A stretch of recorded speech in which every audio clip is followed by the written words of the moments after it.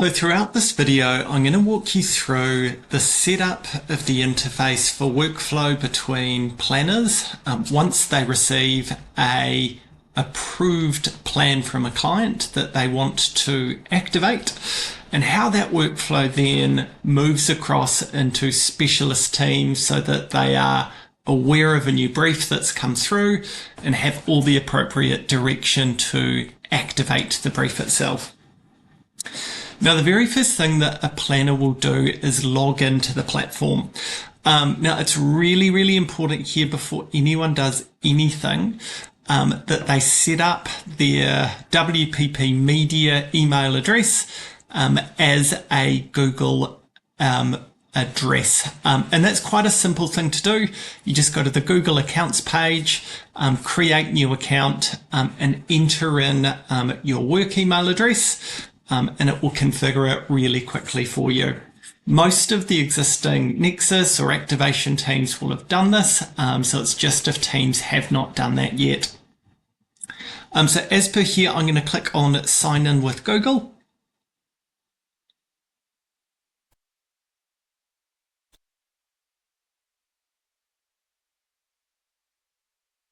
Cool. And you can see here, I'm already logged in, and so it's just taken me directly there once I've clicked on the login with Google button. So this is the homepage that people will get to from a planning perspective when they log into the interface itself. And basically you've got, I guess, 4 key tabs where you can view campaigns that you have set up but not briefed out to anyone yet. Campaigns that you've set up and you've also sent out some briefs, but those briefs have not come back as accepted from the team. You can also see campaigns that have been fully accepted by everyone and ready to go live.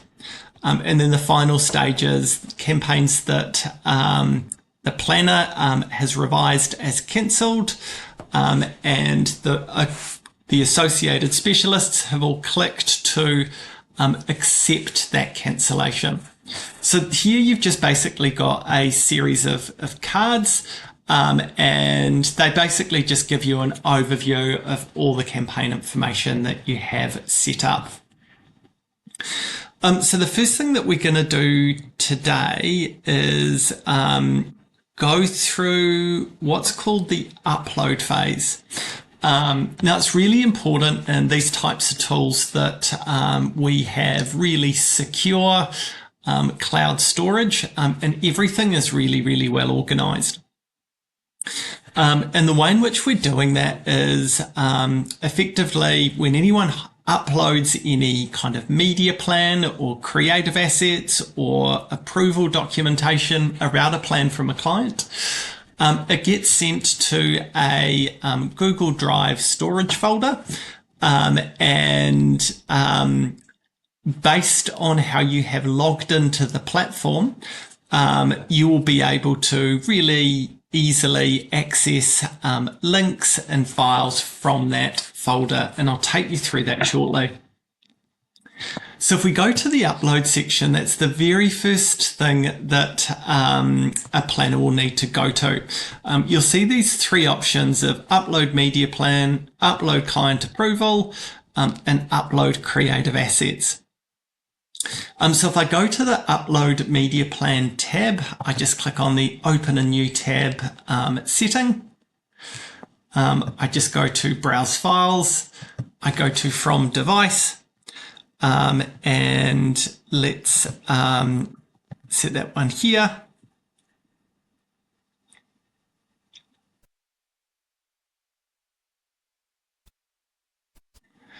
Cool. And then I'll hit the submit button. Great. So that one has gone up to our Google Cloud folder, which I'll talk you through in a second. The second one is I might want to upload a signed MBA that I can assign to the campaign so that everything is nicely organized and in the same place. So first thing I'll do there is click on, again, that open a new tab.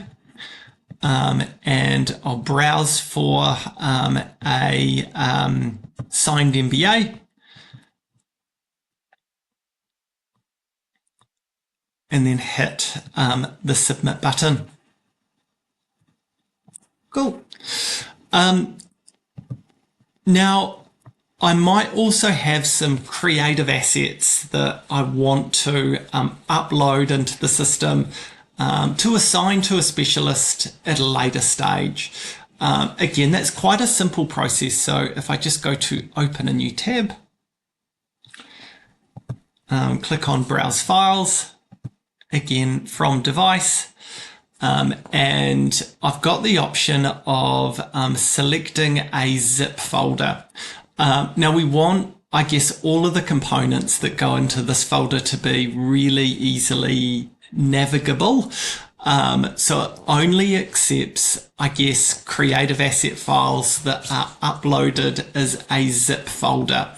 We don't want heaps of different kind of JPEGs or video files or backup files that are unassociated to anything hanging around in this folder. So the one, I guess, gate is that creative assets have to be uploaded as a zip folder itself. So if I click on the zip folder button, I go to open.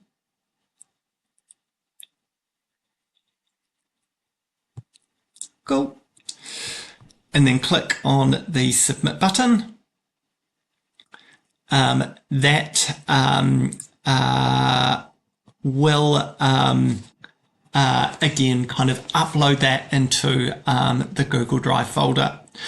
Now it's also really interesting when we look at our Google Drive.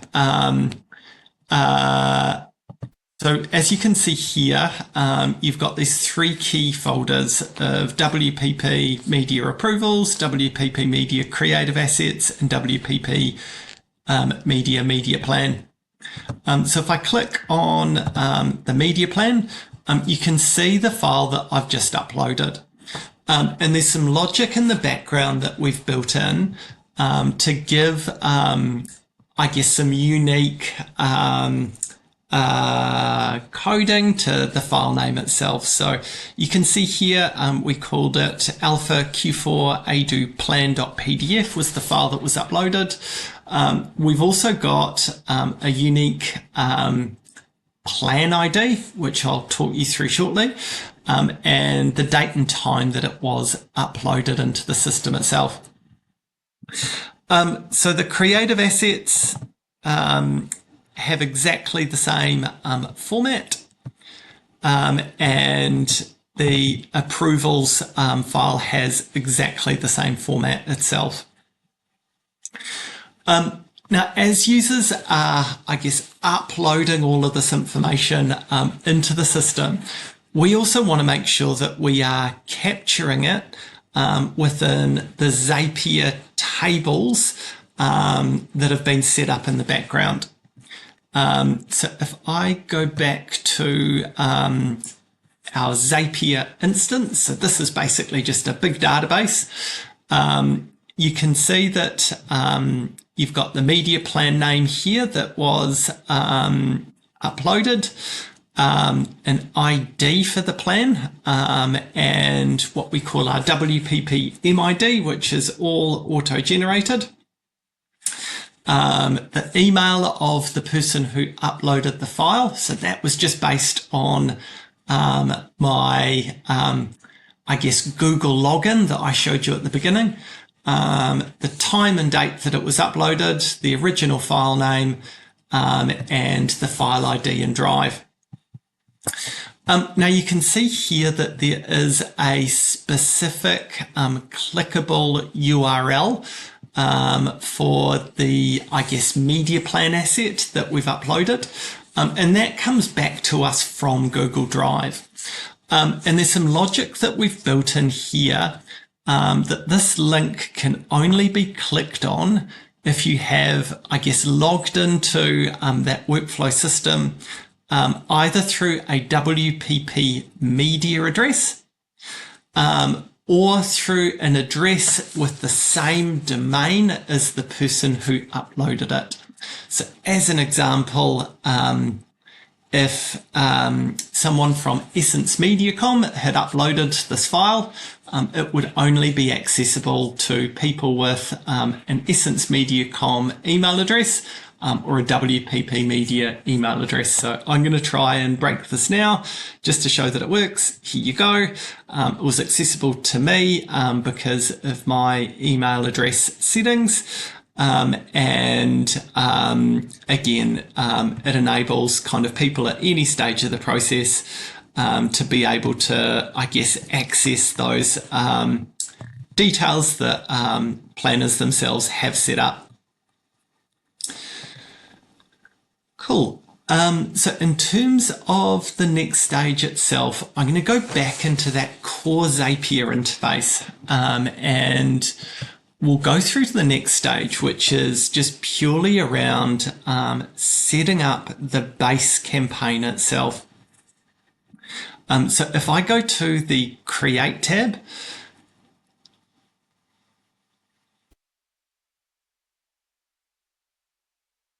cool. I'm presented with these three key options of Create Campaign, Create Brief, and Create PO Record. Create Campaign is effectively just the shell and with some high-level detail that will be relevant to any brief that gets created within it. The actual brief itself, that's when you assign a channel. So whether that be, I guess, GOAT, Advanced TV, Advanced Out of Home, PBU, Paid Search, etc., to a specialist within the business. And I'll talk you through how we have just lined that up to make it as organized as possible. And then the third phase is create a PO record. Now, as part of this whole development exercise, this is the one place where we've kind of done the least to it. It's working, but there's a lot more that can be done with the create PO record phase. It probably just needs to align with the likes of Hugh and the broader, I guess, financial processes that he is working to across the business. So the first thing I'm going to do is click on the Create Campaign button. So I go on Open a New tab. And the first thing I need to do is select an advertiser. So I go to this drop-down list and I simply select an advertiser here.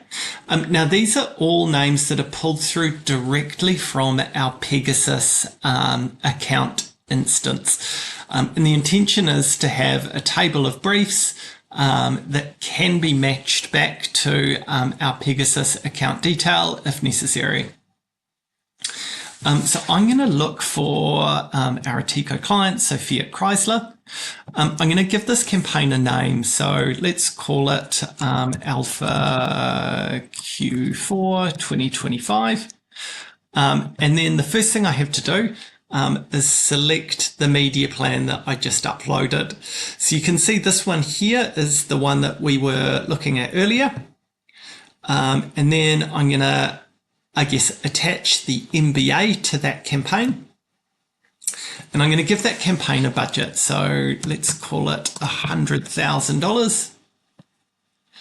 I'm going to give it a start date. So let's call that 1st October 2025. And an end date. And let's call that 31st December 2025. And in terms of notes, that's really just kind of any high level detail that you want to associate with this one. So opt-in details are all approved for Adu and TV. Cool.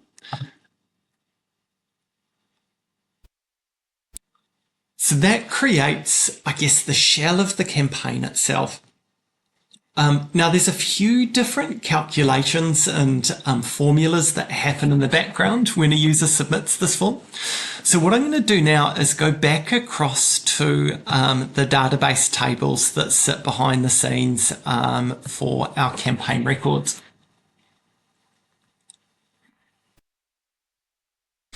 And you can see here, you've got Alpha Q4 2025. It's got the campaign name. It's captured, I guess, all of the start and end dates, the budgets, the notes. And then you'll see here that the system has started to I guess, automatically work through the status of this particular campaign. So there's no briefs that have been sent out for it. So it's currently, I guess, set up as to be briefed. The next thing that happens behind the scenes is, I guess, a unique ID gets associated for that campaign. So in this case, it is WPPM ID 0030. And then the word campaign at the end. And that campaign ID will just keep incrementing by 1 for each new campaign that you generate in the system. Then you can see here the advertiser name and the media plan name. So one of the things that we do in the background is, I guess, match that clickable drive link that I showed you earlier with the media plan name that the user selected. So if I click here, you can see there's that same file that a user was looking at earlier. Then the next one, user email. So again, that collects my email address from the Zapier interfaces instance. Approval file name. So again, that's the approval file that we uploaded earlier. And a clickable approval link that is, I guess, mapped back to that file name. So again, if I click here, I can see the approved MBA. And look, sometimes Zapier,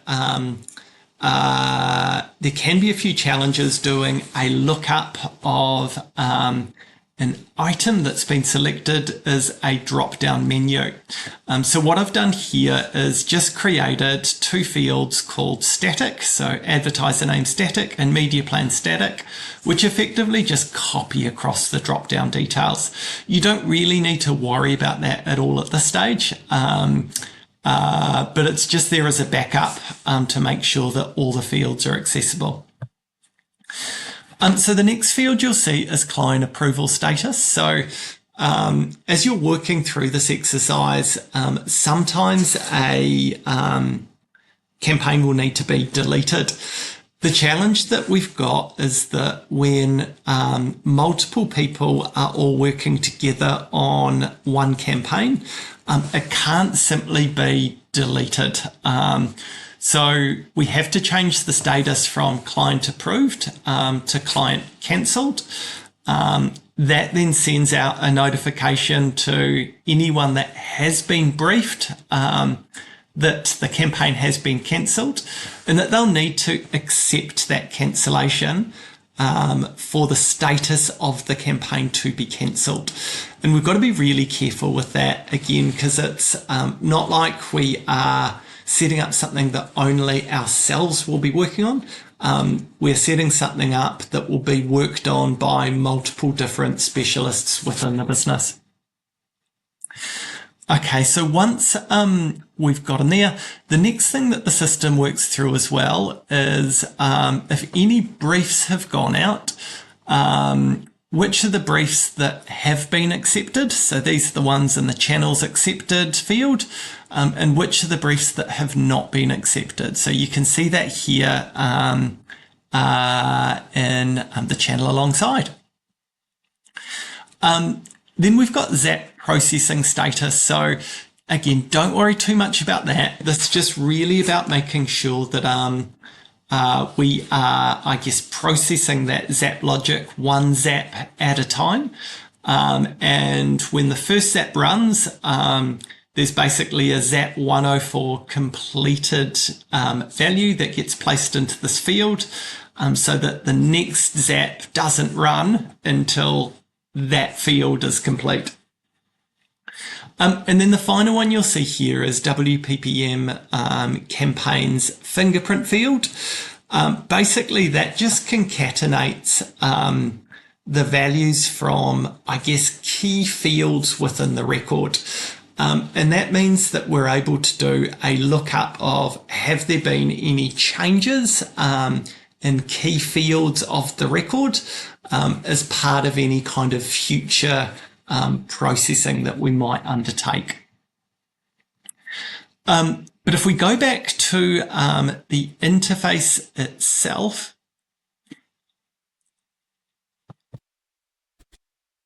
and jump back into the home page, you'll see here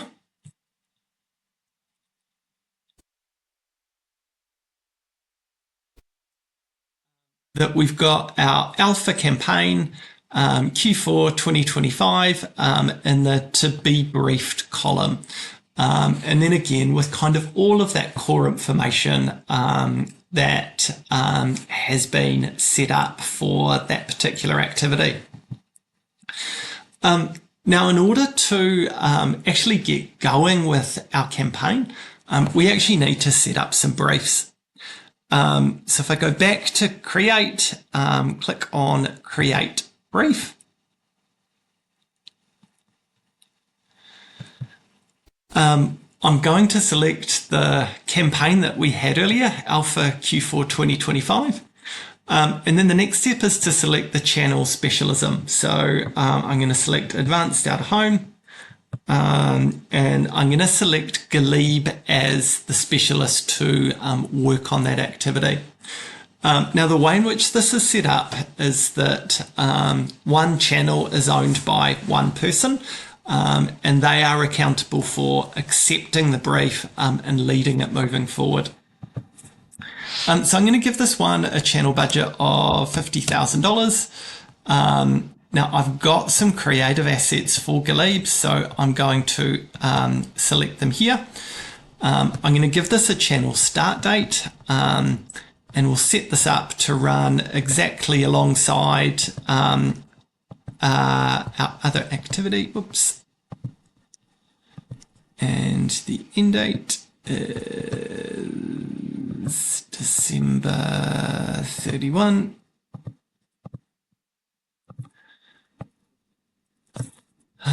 And I guess channel activation instructions and KPIs. So one of the things I might need to tell Glebe is that proof of postings are required within 5 days of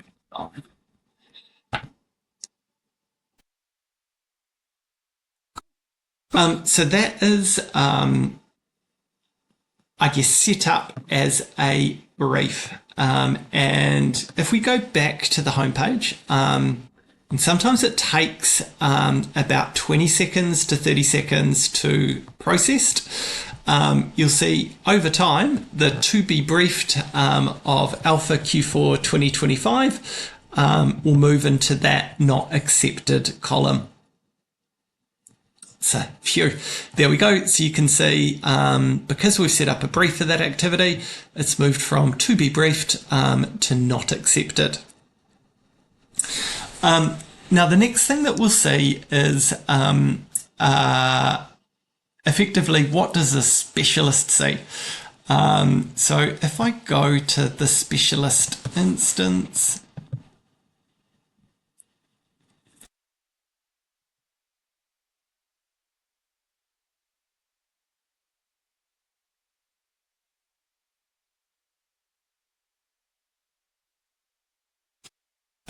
you'll see what Glebe will see when he goes into the interface. Now, as a final step, we'll be making sure that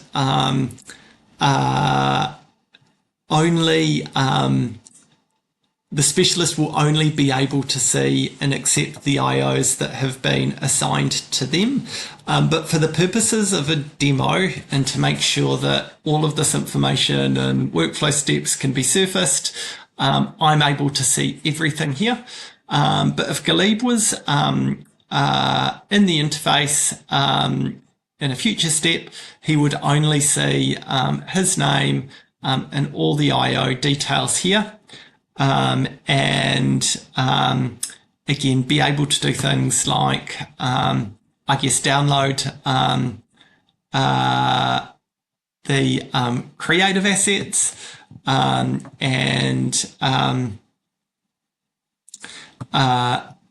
look at the media plan link and be comfortable that he's got all he needs to sign off the campaign. And then basically from there, all he does is he clicks on the Accept IO button. And that IO itself will be accepted. So again, if I jump straight back to the homepage, it does take a little bit of time to process. And can take kind of upwards of about kind of 30 seconds. But you'll see the total campaign status here because all the associated briefs have been accepted is set to accept. Now, we really appreciate that, campaign activity can change hold on one sec. Oh, sorry, and I forgot to show this. This is basically an alert email that will have gone across to Galib of a new channel brief. It's been created by me. Here's the link and an instruction for him to go into the system and accept the IO. Okay, so I appreciate not everything is set and forget, and plans do change, we need to make it really easy for people to do that. So if I go into the Revise tab, I might need to revise a brief that I've sent to Galib. I'll click on the Revise Brief button.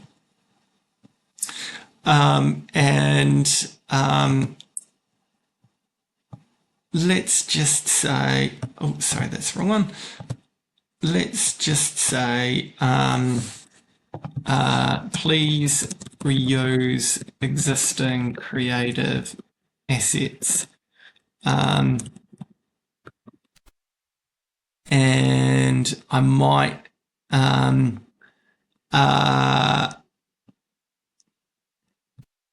yeah, so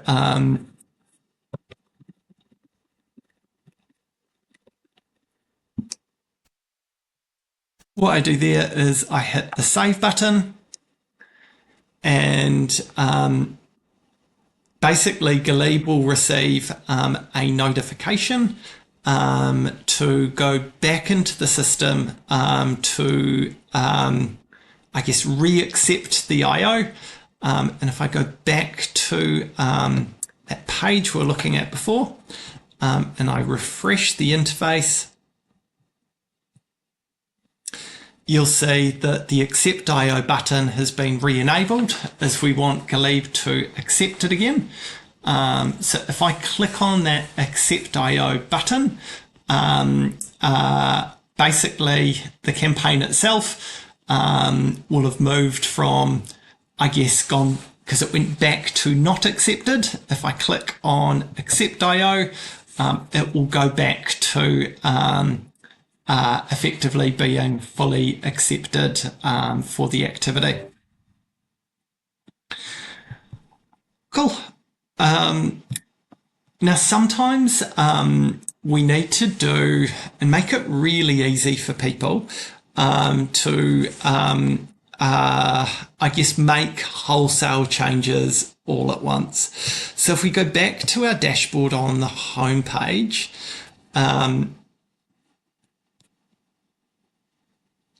again, you'll see the Alpha Q4 activity is accepted. And if you go back to that revise pane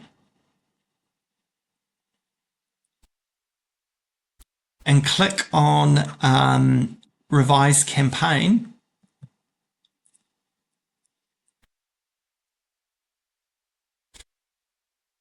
let's say we're a few weeks out and the client said, actually, we're needing to cancel all our activity. So what a planner could do here is effectively select that campaign and change the approval status from client approved to client cancelled. And then go down and hit save. And basically that will push the approval steps, I guess, back one. And to illustrate that further, because that campaign has been cancelled,